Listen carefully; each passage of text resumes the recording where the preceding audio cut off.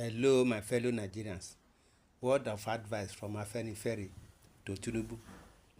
He should listen to them because they are all Yorubas from his kinsmen.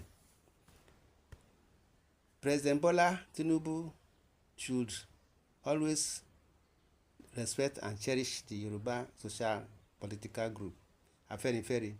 Not that the group has a sense as members or that it is the best thing that has happened to Nigeria. No, rather, it recently told the president some gospel truth about his government and the governance style.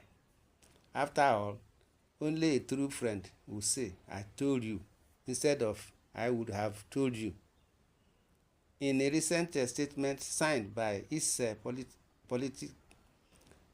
publicity secretary, Justice Faloye, Afenifere told Tinubu that his economic policies have popularized Nigerians, that the economy has experienced severe turbulence in his 1 year administration, worsening the previous administration's economic legacy. It called for a better understanding of the economy to stop what it calls the alarming rate of inflation, devaluation, increasing unemployment, homelessness, and poverty. The adoption of flawed neoliberal theories of subsidy removal and unbridled tax increases must be stopped, since they always contract the economy, and ours is no exception, as companies are folding up and leaving due to fuel and electricity costs skyrocketing, fueling galloping inflation and the fall of real incomes.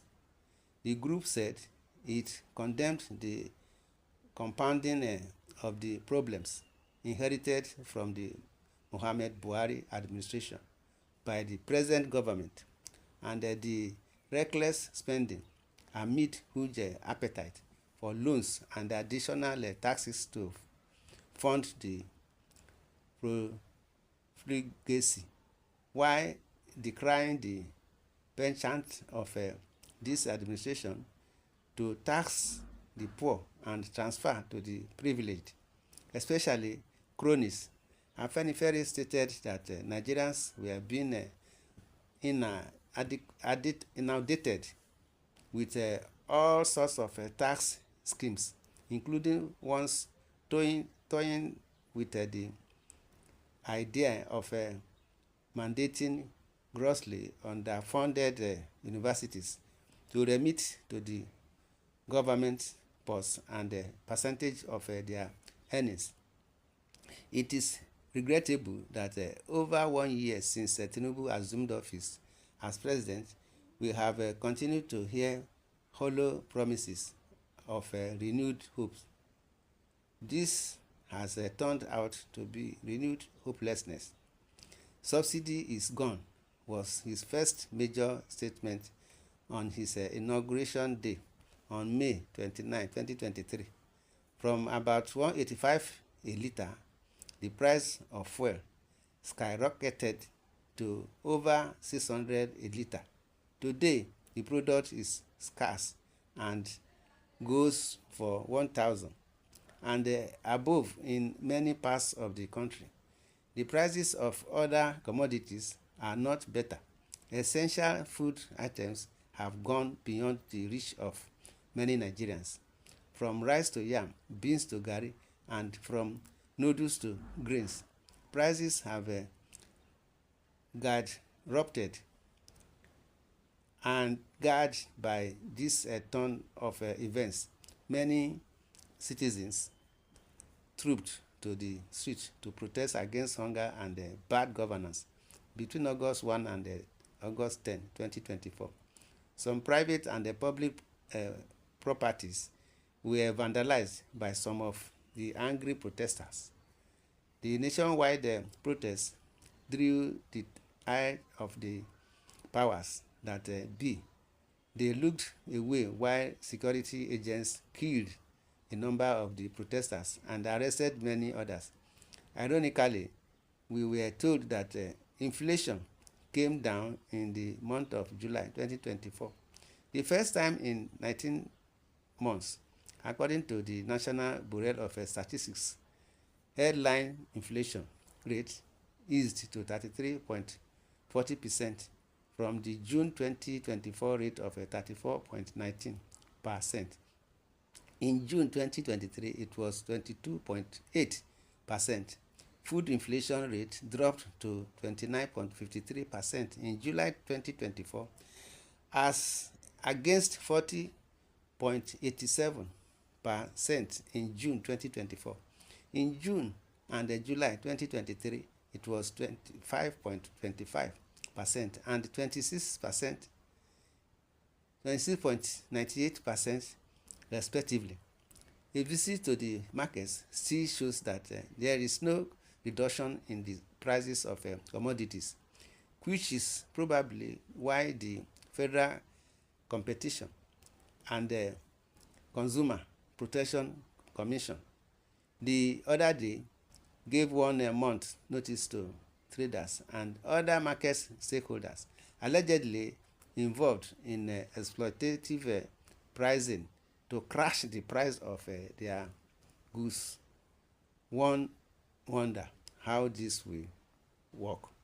Sadly, this government has succeeded in weaponizing poverty.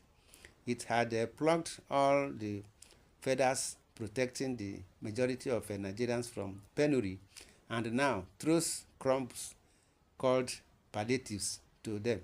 In the struggle to obtain these palliatives, some citizens experience some form of catharsis and monetarily forget their sorrows.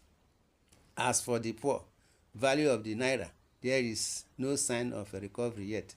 The floating of the exchange rate worsened the situation from about 400 naira to $1 before his government came to power.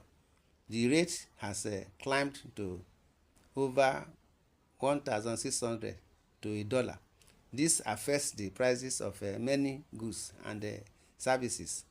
Many parents whose children are in school abroad now have to struggle to pay their school fees. This is not what they bargained for. What rails many citizens is the result of this government to profligate spending amid acute hardship in the country. It was recently reported to have acquired a new presidential jet, Airbus, a 330 valued at over $100 million, and a new presidential car and armored Cadillac Escalade said to have cost close to 1 billion naira. Among others, it also spent 21 billion naira on the vice president's official residence in Abuja, 1.5 billion naira for the purchase of vehicles for the office of the First Lady, 2.9 billion naira for sport utility vehicles for the presidential villa, and 4 billion naira for the renovation of the presidential quarters of the president. Little wonder some people aptly described the Nigerian leader as the overfed father of starving children. Besides, there was this 90 billion naira subsidy for 2024 Hajj. This money was not well accounted for, as the ex-executive chairman of the National Hajj Commission of Nigeria, Jatar Arabi, and the secretary of the commission, Abdullahi Kontagora, have been made to answer questions over allegations of gross misappropriation of the fund. Recently, the Economic and the Financial Crimes Commission granted administrative bail to Arabi, who has since been relieved of his appointment. More arrests have been made and investigations are ongoing.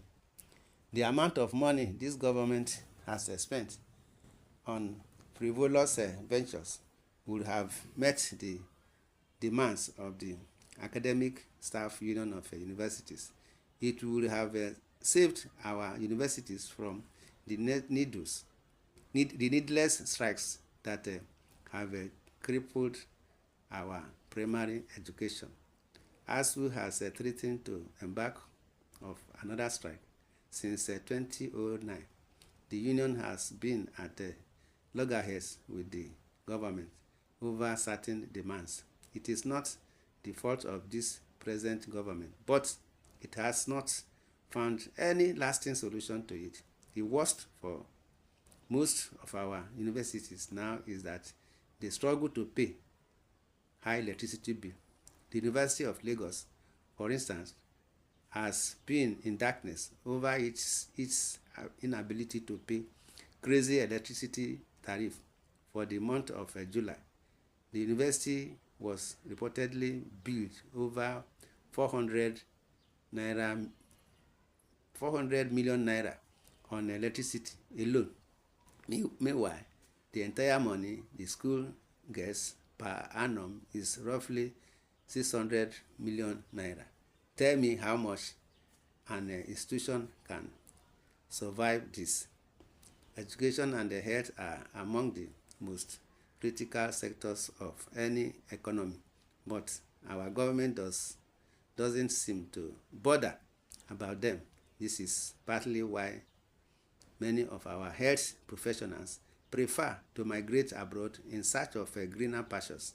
The salary and the allowances of medical personnel are nothing to write home about.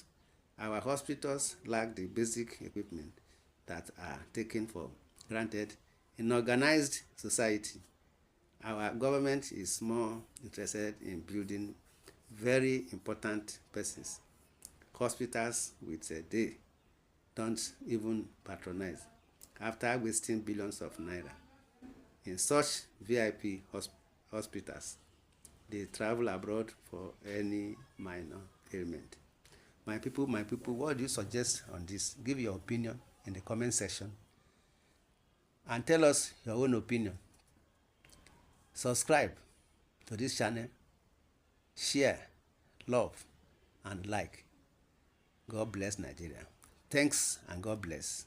Amen.